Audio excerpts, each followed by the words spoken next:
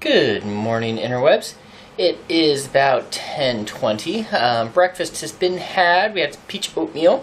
About to sit down and drink my coffee to get things going for the day, because otherwise I get terrible headaches because I drink a lot of coffee at work.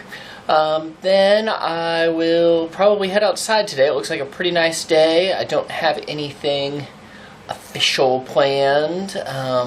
Do a bit of puttering, a little of this and a little of that, water the plants, and maybe harvest some stuff out of the garden. I think there's some squash that are probably ready.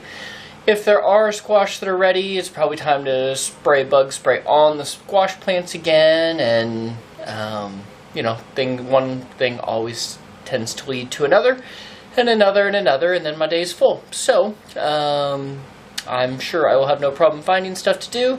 Also, might play a little video games with the kids today, because I have not played any with them in a while, at least for any length of time. And then we'll see how the rest of the day goes. Good morning, Interwebs. It's 11:02 in the morning, and I'm up, and I'm dressed. And I thought I was going to go find your... 90% of what you were going to get done today. It's only like 40%. Thank you very much. Your mathematics are incorrect.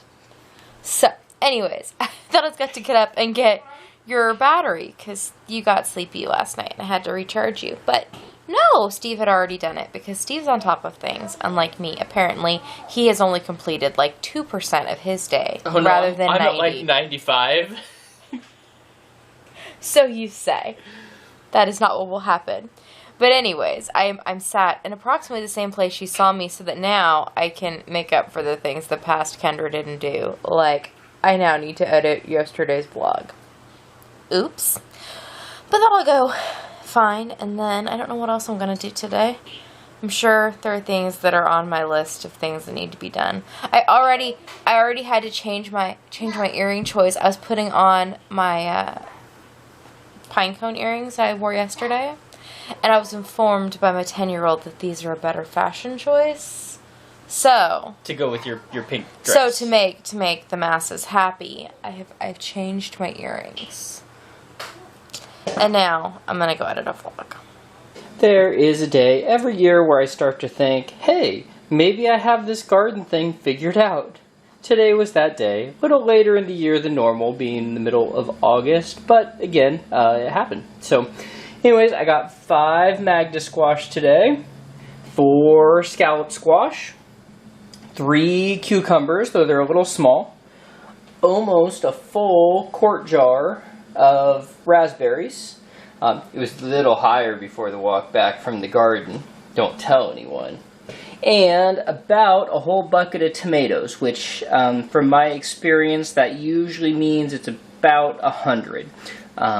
They are a little smaller this year, so maybe it's a few more, but I've pretty much gone with the estimate that there's 100. It is 12:44, and another momentous evening has concluded. Deutero! He made it through another Harry Potter! Now, this is the last one for this days off that he's going to make it through because he does have to work tomorrow night. But, not only did Steve make it through Harry Potter, I made it through the day without napping, which, I mean, is really just kind of sad for me, but we did manage to do those bookshelves today. The big bookcase is now in my office. I'll show you that tomorrow, and Steve hung the brackets, and we hung things, and as I'm sure you can see, there's all the lightning out there, and the thunder, and the severe thunderstorm warnings, and all the things. And the power went out a couple of times. We almost had to go to bed because the power was not cooperating. But we persisted.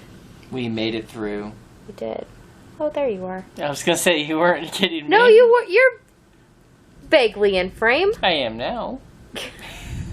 So, Steve, there was a question asked as to whether or not you're naturally handy. I guess. But I was, like... we always did things ourselves, or tried to, like, growing up, and so I learned some of it from that, and then mostly I was probably taught by my year as a plumber, so I don't know that I am naturally handy. I had to learn this stuff, but I also am willing to kind of tear into anything that's, especially if it's already broken. So that's... It also helps that, counter to the projects you were raised doing, we don't care at all about resale value. Yes. There's no selling of our house, like, ever. And anybody else who lives here will be living here for the sheer purpose of the fact that it is this house. So... We fully expect them to tear it apart and redo things, too, so... So we just do what we want, the way we want it done. And that, I think, makes it a little easier. I guess we fully believe, too, that if something needs to be fixed or is broken... Or is even making us discontent. If we were going to have to call somebody to fix it, it's not any more broken if we broke it more. Like, we still have to pay to have it fixed afterwards. But if we got it right, we didn't have to pay to have it fixed. Like with the brakes. The brakes on our car recently, Steve fixed, and it turned out that they rig them so you have to go to the dealer so they can push a magic button with a magic stick, which could not be pushed even by our non-dealer mechanic with his magic stick. I was not happy with Dodge. But anyways, we did have to take it in to have it poked with the magic sticks. Yes, we replaced the electronic part of the ABS module in our minivan. And by what do you mean you? Yes. And you fixed it so the brakes then functioned. You're part of it. Well, the brakes functioned. They did not have the electronic assist. Because you didn't have the button pusher. Because we didn't have the button pusher. So, it was never a safety issue. No. Though it could have been if there were inclement weather of some sort, or we were trying to stop suddenly. The main safety issue is for Steve, because once I noticed it was a problem, then he got to hear me complain about it every time I drove the car. So, for his safety and sanity, he fixed it. Now our car is so quiet. Okay, so that's a longer story. See, I thought we weren't going to have any content today. So, the brakes needed to be fixed. Steve buys the part, Steve fixes the brakes. We don't have the magic stick. Well, that means that the car now thinks there's a problem with the ABS system and goes bing, bing, bing, like every 10 seconds. Every 10 seconds.